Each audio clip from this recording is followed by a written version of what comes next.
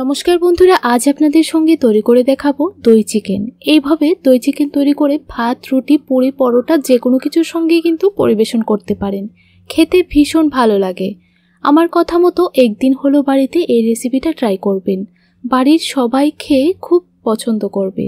আর কিভাবে তৈরি করেছি সম্পূর্ণ রেসিপিটি অবশ্যই দেখুন। এখানে আমি 700 গ্রাম চিকেন নিয়ে নিলাম। এখন দিয়ে দিলাম হাফ কাপ পেঁয়াজ বাটা। দুটো বড় সাইজের পেঁয়াজ বেটে নিয়েছি।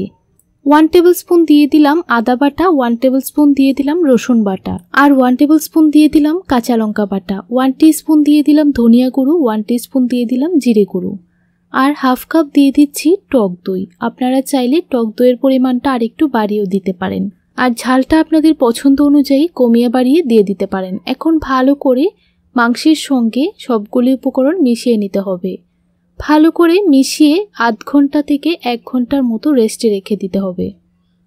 আপনাদের হাতে যদি সময় কম থাকে তাহলে আধ ঘন্টা রেস্টে রেখে দিলেই চলবে। তাহলে দেখবেন মাংসগুলি খুবই সফট হয়ে গেছে, খেতেও ভীষণ ভালো লাগবে। এখন এইভাবেই রেখে দিচ্ছি 30 মিনিটের জন্য। অন্যদিকে চুলায় একটা কড়াই বসিয়ে 3 টেবিল স্পুন দিয়ে দিলাম সাদা তেল।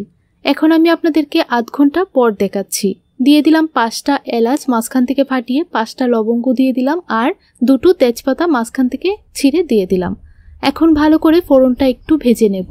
তারপর মেখে রাখা চিকেন দিয়ে দিচ্ছি। আমি কিন্তু চিকেনটাকে 30 মিনিটের মতো রেস্টে রেখে দিয়েছিলাম। আপনারা চাইলে হাতে সময় থাকলে 1 ঘন্টাও রেস্টে রেখে দিতে পারেন। এখন ভালো করে একটু নাড়াচাড়া করে মিশিয়ে নেব। এখন দিয়ে দিচ্ছি 1 টিস্পুন নুন আর 2 টিস্পুন চিনি। চিনির পরিমাণটা অবশ্যই আপনারা বাড়িয়ে কমিয়ে দিয়ে দিতে পারেন। এখন ভালো করে নুন আর চিনি মাংসের সঙ্গে মিশিয়ে নেব। তারপর গ্যাসের ফ্লেমটা লোতে রেখে 10 থেকে 15 মিনিটের জন্য ঢাকা দিয়ে দেব। ঢাকা দিয়ে দিলাম। এখন আপনাদেরকে 10 মিনিট পর দেখাচ্ছি। দেখুন বন্ধুরা, চিকেন থেকে কতটা জল বের হয়েছে। আমি কিন্তু একদমই চিকেনের মধ্যে জল দেইনি, পুরোটা জল কিন্তু চিকেন থেকেই বের হয়েছে। এখন আমি এই অবস্থায় আরো 5 মিনিট ঝোলটা ফুটিয়ে নেব আর একটু ঘন করে নেব।